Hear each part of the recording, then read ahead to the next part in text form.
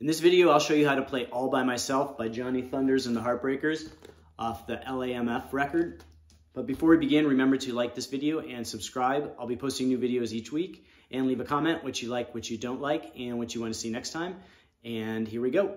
All right, so the song is pretty straightforward. It's in standard tuning, and it starts off in the key of E, but we're gonna have a key change in the solo to G. And there's two guitars, Johnny Thunders and Walter Lure. They both are playing very similar parts in the song. So it starts off with a open E chord. And you just let that ring, and then you're gonna do this slide before you go into the verse part. So it goes, and then,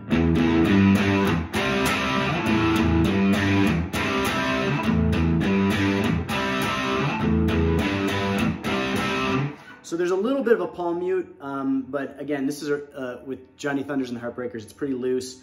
They play it a little differently live too. They actually play that power chord for that second note, so it goes. But you can play it either way. On the record, it sounds like they're playing single notes. So it's.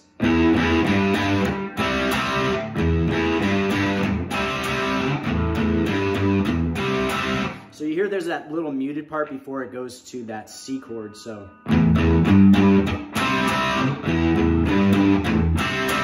So it has that little, which is kind of a key part of the rhythm. So that's basically it for the verse.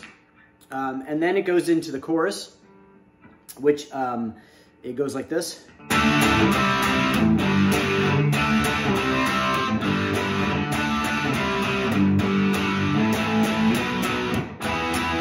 So again, it has that kind of muted part. So here's the chorus again.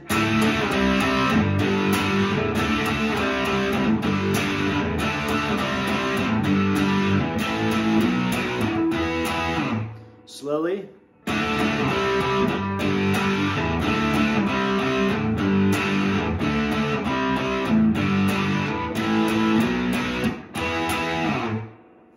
Then we're going to go back into that E, open E chord. And then this time you're going to interchange this G chord back to the E, so it goes. And then it goes back into the verse. So again, it's.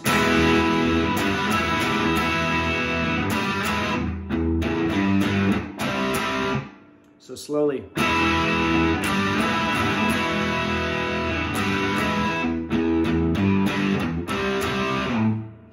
Then we're going to go through the verse chorus again, and then there's going to be and we're going to go back into that open E.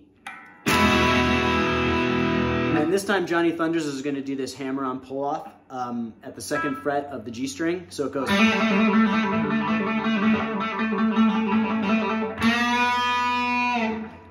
So, unless you have a lot of sustain on your guitar, it's hard to kind of keep that going. You have to really hammer on really hard.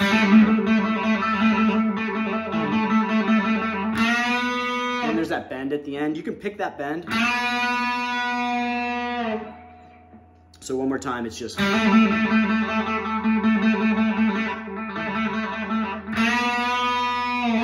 then he slides up to a high E. So again, that part is.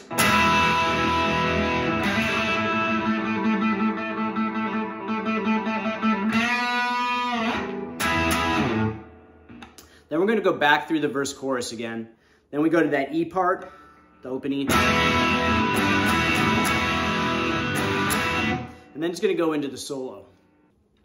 So for this solo, it starts off with Walter Lure's part, and it's going to be switch to the key of G. So he's going to hit this open G chord.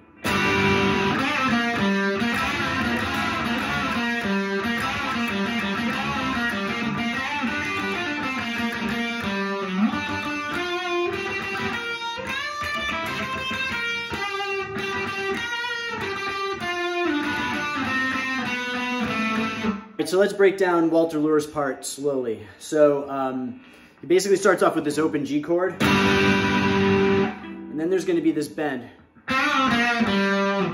So it's just a bend, and pull off. And then he's going to move to this part where he goes.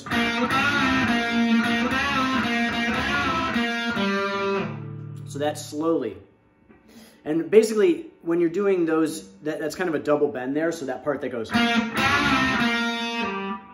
So you can use your ring finger and pinky if you want. It's a little more controlled that way, or you can just use your ring finger on both. And you're supposed to push towards the middle of the neck, but that can be a little hard for some people. So you can, on this with like the Heartbreakers, it's so loose you could pull out. So again, you could do something like, or, so again, that first part slowly.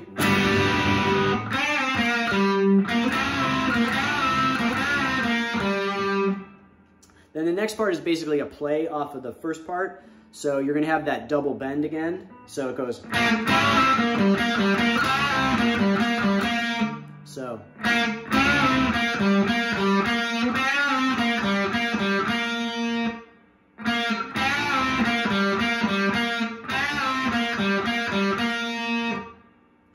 And then we're gonna do this kind of bluesy type phrasing.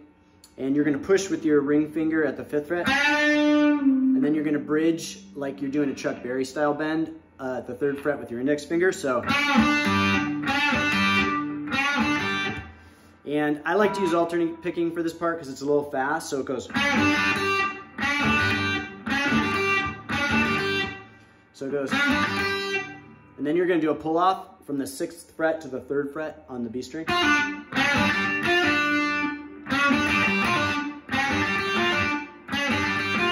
So, and then you're going to do this kind of descending pattern.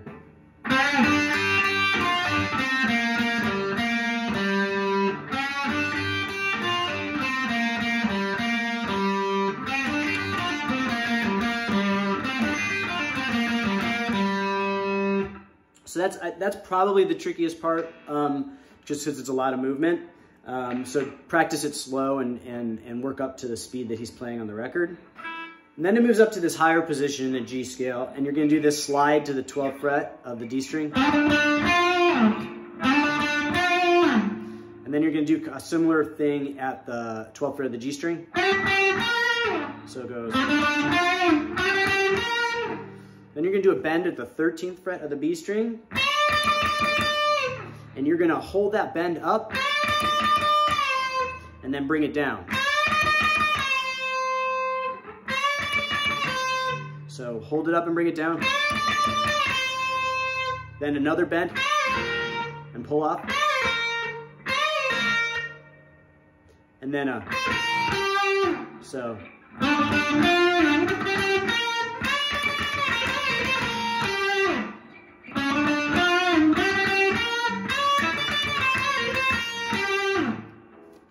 Then we're going to move on and do another similar phrasing.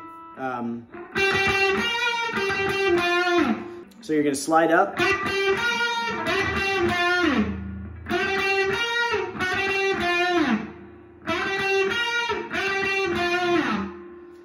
And then it does this descending pattern.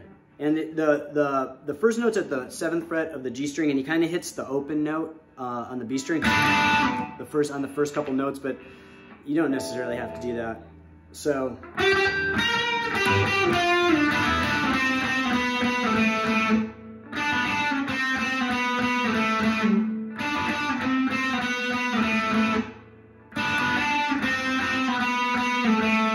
And then you just do that descending pattern on down the fretboard. So here's that lead all the way through again, just Walter Lure's part.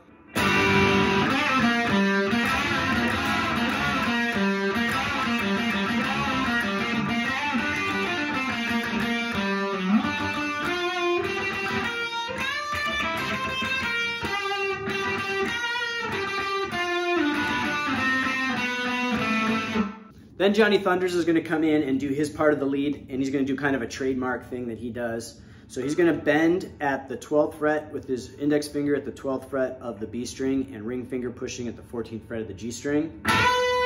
And I should note that the key changes to E at this point. So his part goes.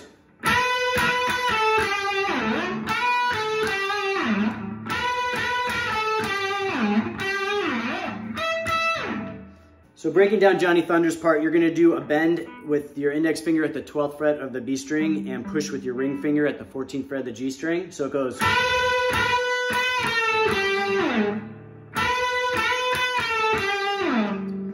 So you're gonna bend, and then you're gonna play the single note at the 14th fret of the G string. So you're gonna bend 3 times and then bring it down and play just a normal 14th fret. And then do a lot of vibrato. So. And then the next part's gonna be a play off that first part. So it's just a bend up.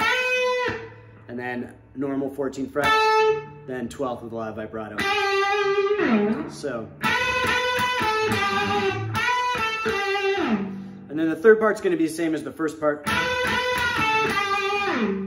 And then there's gonna be a kind of just a little bit of a note of vibrato at the 12th fret of the G string. And then he's gonna slide up to the 17th fret of the B string and hit that twice. So it slides up. So that whole part all the way through again.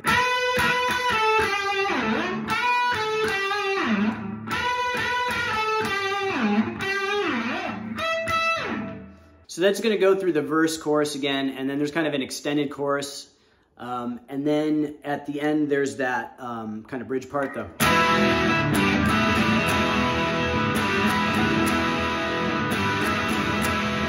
And then it ends on 2 high E's. So that's it for this video. I hope you liked it. Remember to like this and subscribe on YouTube. I'll be posting new videos each week, and leave a comment what you like, what you don't like, what you want to see next time. And I will see you guys next time.